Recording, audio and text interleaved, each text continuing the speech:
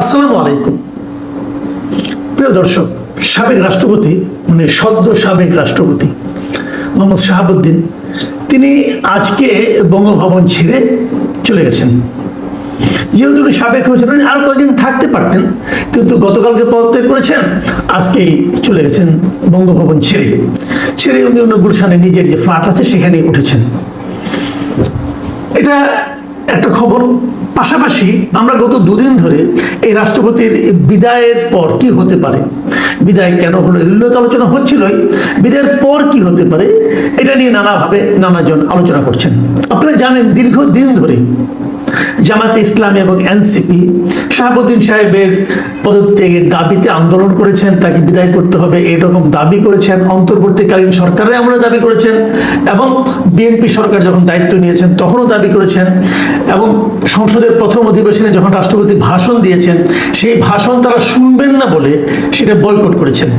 তার মানে রাষ্ট্রপতিকে একটা মুহূর্ত সহ্য করার মতো ধৈর্য এবং মানসিকতা আমরা জামাতে ইসলাম এবং এনসিপির মধ্যে দেখিনি।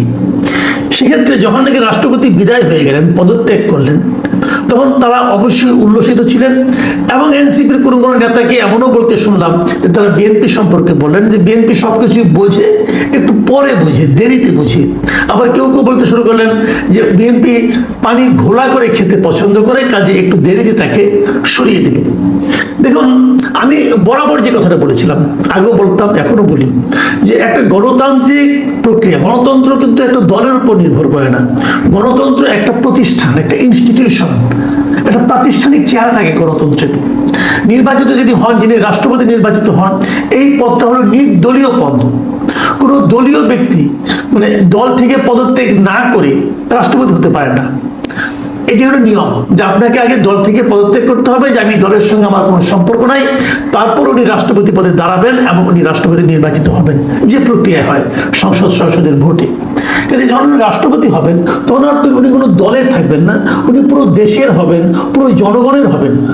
রাষ্ট্রপতি কিন্তু সরকারের অংশ নয়, বাট রাষ্ট্রপতি অ্যাবাভ দ্য গভর্নমেন্ট। রাষ্ট্রপতির পদটা সরকারের উপরের পদ, সরকারি কোনো পদ না কিন্তু এটা। তো যে কারণে রাষ্ট্রের সর্বোচ্চ ব্যক্তি যিনি হবেন উনি কোনো দলের প্রতি অনুগত থাকবেন না, উনি কোনো সরকারের প্রতিও অনুগত থাকবেন না। এটাই হলো তাত্ত্বিক অবস্থান, মানে কাগজে কলমে এভাবে রাষ্ট্রপতির পদটাকে নির্ধারণ করা হয়। তো রাষ্ট্রপতি যিনি হবেন তিনি সেরকমই থাকবেন, কিন্তু সেটা কি সম্ভব হয় আমাদের দেশে? হয় না। আমরা বারবার দেখেছি যে রাষ্ট্রপতি পদটাকে নানাভাবে অপদস্থ করা হয়, রাষ্ট্রপতিকে নিয়ে নানা রকম কথাবার্তা বলে। রাষ্ট্রপতি পদটাকে এতটাই গুরুত্ব দেওয়া হয় সংবিধান অনুযায়ী সবসময়। আপনি ৭২ সংবিধানকে বাতিল করবেন, করেন, নতুন যে সংবিধান করবেন সেখানেও দেখবেন এই রাষ্ট্রপতি পদটাকে এতটাই গুরুত্ব দেওয়া হয় যে রাষ্ট্রপতি যখন দায়িত্বে থাকেন ওই সময় উনি যা যা কাজ করবেন তার কোনো কাজ নিয়ে আপনি আদালতে যেতে পারবেন না। রাষ্ট্রপতিকে এই ছাড়টা দেওয়া হয়। রাষ্ট্রপতির কোনো কাজ দিয়ে কেউ আদালতে দ্বারস্থ হতে পারবে না, তার বিচার চাইতে পারবে না। সেটাকে আমরা মানি, আমরা প্রতিনিয়ত এটাকে লঙ্ঘন করি, এবং লঙ্ঘন করার মাধ্যমে আমরা এক ধরনের গণতন্ত্র খুঁজি। আমরা বলার চেষ্টা করি যে এটাই নাকি প্রকৃত গণতন্ত্র। এরকম দৃশ্য আমরা দেখেছি, এর আগেও দেখেছি। আপনাদের নিশ্চয়ই মনে আছে যে অন্তর্বর্তীকালীন সরকারের সময় এই রাষ্ট্রপতিকে অপসারণের জন্য এই হাসনাত আবদুল্লাহ ওনারা রাষ্ট্রপতি বঙ্গভবনের সামনে গিয়েছিল, আন্দোলন করেছিল তাকে সরিয়ে দেবে। অভিযোগ ছিল উনি স্বৈরাচারের ফ্যাসিস্টের দোসর এই হিসাবে। হতেও পারে, অবশ্যই উনি শেখ হাসিনার সরকার দ্বারাই নির্বাচিত ছিলেন, শেখ হাসিনার পক্ষের লোকই ছিলেন। কিন্তু একটা কথা মাথায় রাখবেন, অন্তর্বর্তীকালীন সরকার কিন্তু নিজেদেরকে সবসময় দাবি করত যে তারা একটা সাংবিধানিক সরকার, মানে তারা সংবিধান অনুযায়ী চলছে। এখন এই সাংবিধানিক সরকারের যাত্রাকে অব্যাহত রাখার জন্য যদি রাষ্ট্রপতির সহযোগিতা না পাওয়া যেত তাহলে কিন্তু আসলে সমস্যা হতো। যেমন ধরুন শেখ হাসিনার বিদায়, উনি পদত্যাগ করেছেন কি করেননি, সংসদ ভেঙে দেওয়া, নতুন করে একটা অন্তর্বর্তীকালীন সরকার গঠন করা, এই সবই কিন্তু রাষ্ট্রপতির হাত দিয়ে হয়েছে। এবং তারপরে যে নির্বাচনটা হলো, এই নির্বাচন করা এবং তার আগে অন্তর্বর্তীকালীন সরকারের আমলে 133টা অধ্যাদেশ জারি করা, এই সবগুলি কিন্তু রাষ্ট্রপতির দ্বারা হয়েছে অথবা রাষ্ট্রপতির নামে হয়েছে। তো এগুলি কোনোটা করার ক্ষেত্রে কিন্তু উনি অন্তর্বর্তীকালীন সরকারের কোনো সিদ্ধান্তে উনি কিন্তু কোনো ধরনের বিরোধিতা করেননি। করলে পারতেন, অন্তত ডিলেতে করতে পারতেন, উনি কিছুই করেননি, সবগুলি মেনে নিয়েছেন এবং নির্বাচন হতে দিয়েছেন। নির্বাচনের পর নতুন সরকারকে শপথ নেওয়ানো এবং সংসদ শুরু করে দেওয়া, এই সবগুলি কাজ উনি যখন যে সরকার ছিল তাদের মতো করেই করেছেন। তার মানে সংবিধানে রাষ্ট্রপতিকে যে দায়িত্বটা দেওয়া হয়েছে যে উনি প্রধানমন্ত্রীর পরামর্শ অনুযায়ী সব কাজ করবেন, উনি তাই করেছেন। প্রধানমন্ত্রী অথবা প্রধান উপদেষ্টা ওদের পরামর্শ অনুযায়ী উনি সব কাজ করেছেন। তাহলে বিরোধটা কোথায়, কোন জায়গাটা করেনি? কেন ওনার উপর আপনারা ক্ষিপ্ত হলেন? ক্ষিপ্ত হলেন এই কারণে যে উনি হাসিনার আমলে রাষ্ট্রপতি নির্বাচিত হয়েছিলেন। এটা হতে পারে, উনি বলতে পারতেন, হয়তো বলা হচ্ছে যখন শেখ হাসিনা আপনার জুলাইয়ে আন্দোলনের সময় নির্বিচারে হত্যা করেছে, সেই সময় উনি কেন বাধা দেননি? কিন্তু প্রশ্ন হলো, ওনার কি বাধা দেওয়ার মতো কোনো সাংবিধানিক ক্ষমতা ছিল কিনা? এটা ভাবুন আপনারা। অনেকেরই ছিল না। যিনি আইজিপি, ওনার কি ছিল? যিনি পুলিশের কনস্টেবল, তার কি ছিল? এগুলো কিন্তু আলাদা আলাদা করে ধরলে আপনি অনেক কিছু ধরতে পারেন, কিন্তু সব মিলিয়ে যদি ধরেন তাহলে কার হাতে কতটুকু ক্ষমতা ছিল ওই সময়? তারপরেও আমরা তো দেখছি যে স্বৈরাচারের দোষর নাম দিয়ে অনেকের নামে মামলা হচ্ছে, অনেক সাংবাদিকের নামে মামলা হচ্ছে, অনেক বুদ্ধিজীবীর নামে মামলা হয়েছে, অনেক শিক্ষাবিদের নামে মামলা হয়েছে, অনেক শিল্পী সাহিত্যিকের নামে মামলা হয়েছে যে তারা নাকি হাসিনাকে উৎসাহ দিয়েছে এই অপকর্মগুলি করার জন্য। শেষ পর্যন্ত এগুলো ধোপে কতটুকু টিকবে আমি জানি না।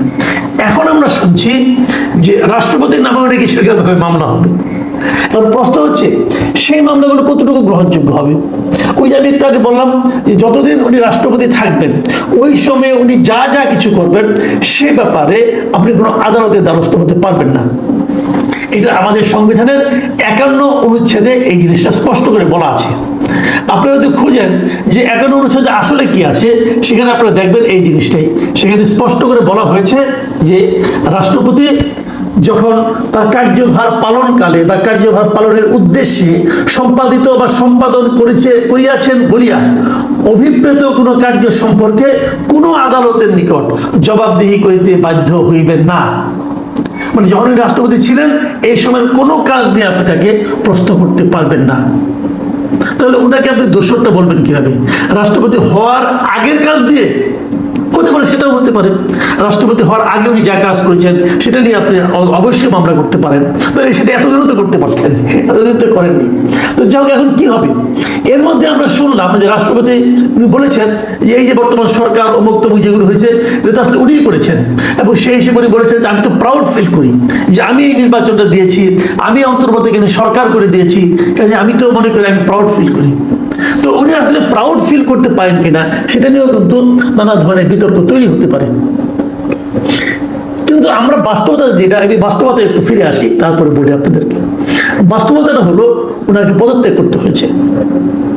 উনি যাদেরকে নির্বাচন দিয়েছেন, নির্বাচনের মধ্যে যারা নির্বাচিত হয়েছেন তাদের সঙ্গেও কিন্তু 5 মাস ছিলেন। বিএনপির সঙ্গে 5 মাস বিএনপির মতো করেই ছিলেন। মানে বিএনপির একজন রাষ্ট্রপতি হলে, বিএনপি দলীয় কোনো লোককে রাষ্ট্রপতি নির্বাচন করতেন তাহলে তিনি যে আচরণটা করতেন, আমার ধারণা শাহাবুদ্দিন সাহেব তার চেয়েও বেশি কিছু করে বিএনপির নিকটস্থ হওয়ার জন্য চেষ্টাও করেছেন। কিন্তু তাতেও শেষ রক্ষা হয়নি, ওনাকে চলে যেতে হচ্ছে। এবং এতেও অনেকে অবাক হননি, আমি নিজেও অবাক হয়নি। কারণ আমি যদিও ধারণা করেছিলাম হয়তো বা ওনাকে ওনার মেয়াদ পর্যন্ত থাকতে দেওয়া হবে, সেটা হয়নি। এতে আমি অবাক হয়নি। অবাক হয়নি কেন? এই কারণে আমি বলি আপনাদেরকে, বাংলাদেশের ইতিহাসে পর্যন্ত যত রাষ্ট্রপতি হয়েছে মেয়াদ পূর্ণ করতে না দেওয়ার ইতিহাস কিন্তু বিএনপির বেশি। আমাদের অনেক রাষ্ট্রপতি যারা মেয়াদ পূর্ণ করতে পারেননি, তারা কেউ নিহত হয়েছেন অথবা অভ্যুত্থানের মাধ্যমে গেছেন। আমি আপনাকে যদি উদাহরণ দিয়ে বলি, আমি আপনাদের কয়েকজন রাষ্ট্রপতির কথা বলি তাহলে আপনারা ব্যাপারটা আরো ক্লিয়ারলি বুঝতে পারবেন। যেমন ধরুন, আমরা ধরি একদম প্রথম থেকে আমাদের প্রথম রাষ্ট্রপতি ছিলেন কে? বঙ্গবন্ধু শেখ মুজিবুর রহমান। উনি প্রথম এক দফা ছিলেন 71 এপ্রিলে যে মুজিবনগর সরকারের আমল থেকে শুরু করে 72 জানুয়ারি পর্যন্ত, মাত্র 1 বছরের মতো ছিলেন, 1 বছর 2 মাসের মতো। তারপরে আপনার 1 বছর না, 8 মাসের মতো ছিলেন, 8 মাস 26 দিন ছিলেন। তারপরে তো উনি দেশে আসলেন, এসে উনি আরেকজনকে রাষ্ট্রপতি বানালেন, আবু সাইদ চৌধুরীকে বানালেন। এর আগে সৈয়দ নজরুল ইসলাম কিন্তু কিছুদিন রাষ্ট্রপতি ছিলেন, ভারপ্রাপ্ত রাষ্ট্রপতি ছিলেন, উনিও কিন্তু ওনার মেয়াদ পূর্ণ করতে পারেননি। আমাদের দেশের রাষ্ট্রপতি মেয়াদ হলো 5 বছর। আবু সাইদ চৌধুরী তিনিও পূরণ করতে পারেন, তিনি 1 বছর 11 মাস 12 দিন ছিলেন। তারপরে এসেছিলেন মোহাম্মদুল্লাহ, এক ভদ্রলোক ছিলেন, এক অদ্ভুত লোক। একে নিয়ে বলতে গেলে একটা আলাদা একটা এপিসোডই করা যায় যে কেমন রাষ্ট্রপতি ছিলেন। উনি রাষ্ট্রপতি থেকে চলে যাওয়ার পরে এমপি ইলেকশনও করেছিলেন। যাই হোক, উনি ছিলেন মাত্র 1 বছর 1 মাস 1 দিন। তারপরে আবার যে 75 জানুয়ারিতে আবার বঙ্গবন্ধু শেখ মুজিবুর রহমান রাষ্ট্রপতি হয়েছিলেন, উনি ছিলেন মাত্র 6 মাস 21 দিন। তারপরে তো উনি নিহত হইলেন। তার মানে উনিও কিন্তু ওনার মেয়াদ পূর্ণ করতে পারেননি। তারপরে রাষ্ট্রপতি হয়েছিলেন খন্দকার মোস্তাক আহমেদ, ওই 75-এ 15 আগস্ট থেকে শুরু করে উনি 6 নভেম্বর পর্যন্ত ছিলেন। তারপর তাকে পদচ্যুত করা হয়। খন্দকার মোস্তাক আহমেদ ছিলেন মাত্র 2 মাস 22 দিন। এরপরে জিয়া রহমান যখন ক্ষমতায় আসলেন, তখন উনি রাষ্ট্রপতির ক্ষমতায়, মানে উনি প্রধান সামরিক আইন প্রশাসক ছিলেন। তো ওই সময় রাষ্ট্রপতি বানানো হয় আবু সাদত মোহাম্মদ সাইমকে, বিচারপতি ছিলেন। উনি ছিলেন 1 বছর 5 মাস 15 দিন। তারপরে তাকে সরিয়ে দিয়ে জিয়া রহমান নিজেই রাষ্ট্রপতি হন। এবং জিয়া রহমান প্রথম দফায় রাষ্ট্রপতি হন সামরিক উর্দি পরে। তখন উনি 1977 21 এপ্রিল থেকে 78 12 জুন পর্যন্ত ছিলেন, মানে 1 বছরের সামান্য বেশি। আবার তারপরে দ্বিতীয় দফায় নির্বাচিত হিসাবে উনি 1978 জুন থেকে 81 সালের 30 মে পর্যন্ত ছিলেন, মৃত্যুর আগ পর্যন্ত। এখন সেখানে হলো আপনার মানে আপনি 3 বছরের মতো। তার মানে উনিও কিন্তু ওনার মেয়াদ পূর্ণ করতে পারেননি। জিয়া রহমানের মৃত্যুর পর রাষ্ট্রপতি হন আব্দুল সাত্তার। এই সাত্তার সাহেব 1 বছর পূর্ণ করতে পারেননি, উনি 9 মাস 24 দিন ছিলেন। তারপর তো এরশাদ সাহেব সেটা ক্ষমতা দখল করলেন। এরশাদ সাহেব ক্ষমতা দখল করে রাষ্ট্রপতি বানালেন আফম আহসানুদ্দিন চৌধুরীকে, উনিও বিচারপতি ছিলেন। উনি ছিলেন মাত্র 1 বছর 8 মাস 13 দিন। তারপর তাকে সরিয়ে দিয়ে এরশাদ সাহেব দায়িত্ব নিলেন। এরশাদ সাহেব তখন দায়িত্ব নিয়ে প্রথম দফায় উনি ছিলেন 3 বছরের মতো, 3 বছর একটু কম। তারপরে নির্বাচিত হলেন, প্রথম তো সামরিক উর্দি পরে রাষ্ট্রপতি হয়েছেন। তারপরে উনি নির্বাচিত হলেন, হয়ে এবার 1986 সালের অক্টোবর থেকে 1990 সালের ডিসেম্বর পর্যন্ত ছিলেন, মানে 4 বছরের মতো ছিলেন। তার মানে উনিও কিন্তু শেষে মেয়াদ পূর্ণ করতে পারেন নাই, গণ অভ্যুত্থানে ওনার পতন ঘটেছিল। এরপর রাষ্ট্রপতি ছিল অল্প দিনের জন্য শাহাবুদ্দিন আহমেদ, অন্তর্বর্তীকালীন সরকার, ওটা বাদ দেন, ওটা বাদ রাখলাম। তারপরে বিএনপি ক্ষমতায় আসার পর রাষ্ট্রপতি হলেন আব্দুর রহমান বিশ্বাস। এই ভদ্রলোক প্রথমবারের মতো পূর্ণ মেয়াদে তার দায়িত্ব পালন করতে পেরেছেন। উনি একদম 5 বছর 1 দিন ছিলেন রাষ্ট্রপতি দায়িত্বে, মানে 5 বছরের চেয়ে 1 দিন বেশি ছিলেন উনি।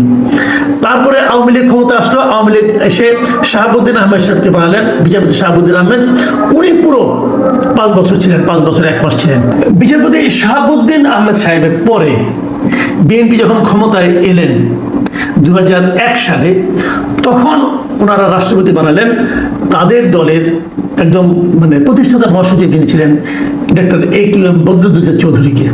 উনি 2001 সালের 14 নভেম্বর দায়িত্ব নিলেন এবং ঠিক 7 মাস 7 দিনের মাথায় ওনাকে পদত্যাগ করতে হলো। এই প্রথম একজন সংসদীয় পদ্ধতিতে উনি পদত্যাগ করলেন, মানে উনি নিজে থেকে পদত্যাগ করলেন, কারণ ওনার দল ওনাকে তখন আর চাচ্ছিল না, ওনার দল ওনাকে বিশ্বাস করছিল না। বিচারপতি পদত্যাগ করার পর রাষ্ট্রপতি বানানো হলো ইয়াজউদ্দিন আহমেদ সাহেবকে। ইয়াজউদ্দিন আহমেদ সাহেব অমর হয় যে এই গণতান্ত্রিক প্রক্রিয়ার সবচেয়ে বেশি দিন রাষ্ট্রপতি ছিলেন। উনি রাষ্ট্রপতির দায়িত্ব পালন করেছেন 6 বছর 5 মাস 6 দিন।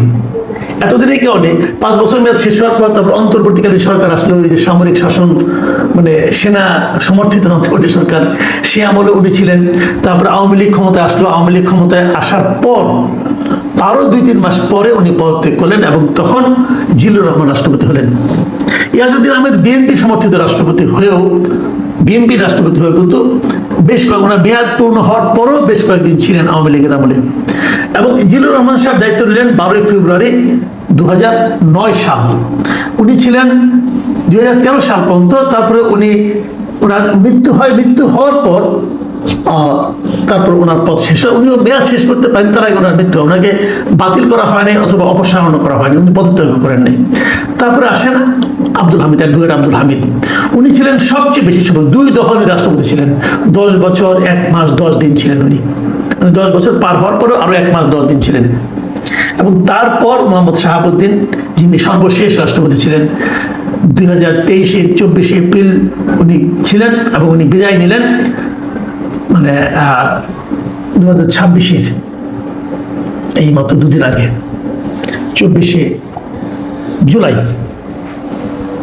দেখুন একটা জিনিস লক্ষণীয়, উনি বিএনপি আমলে কিন্তু পদত্যাগ করলেন ওনার মেয়াদ শেষ হওয়ার আগে। আমরা একটা জিনিস দেখলাম যে মানে গণতান্ত্রিক প্রক্রিয়ায় সংবিধান চলাকালীন দুজন রাষ্ট্রপতিকে কিন্তু আগে পদত্যাগ করতে হয়েছে, এবং এই দুজন হলেন মোহাম্মদ শাহাবুদ্দিন এবং বি চৌধুরী। এবং কাকতালীয়ভাবে বলেন অথবা আনফর্চুনেটলি বলেন, দুটো ঘটনাই ঘটেছে বিএনপি সরকারের আমলে। আর আমাদের অধিকাংশ রাষ্ট্রপতি মেয়াদ পূর্ণ হওয়ার আগেই হয় মারা গেছেন অথবা অপসারিত হয়েছেন। অপসারিত হয়েছেন জিয়া সরকারের আমলে, জিয়ার আমলে একবার সাহেব সাহেব, এবং এরশাদ আমলে একবার আহসানুদ্দিন সাহেব। তো সেইভাবে বিচার করলে যে রাষ্ট্রপতি বাংলাদেশে যারা হচ্ছেন এরপর যিনি আসবেন, তিনি হয়তো বিএনপি পার হয়েও পরবর্তী সরকারের আমলে আসবেন, কিছুদিন হয়তো থাকবেন, অথবা নতুন সরকার এসে অল্প দিনের মধ্যে তাকে বিদায় করে দিবেন। রাষ্ট্রপতি একটা গণতান্ত্রিক প্রতিষ্ঠান হলেও দেখা যাচ্ছে যে আমাদের গণতন্ত্র এতই শক্তিশালী যে আগে নির্বাচিত রাষ্ট্রপতিকে সহ্য করতে পারে না।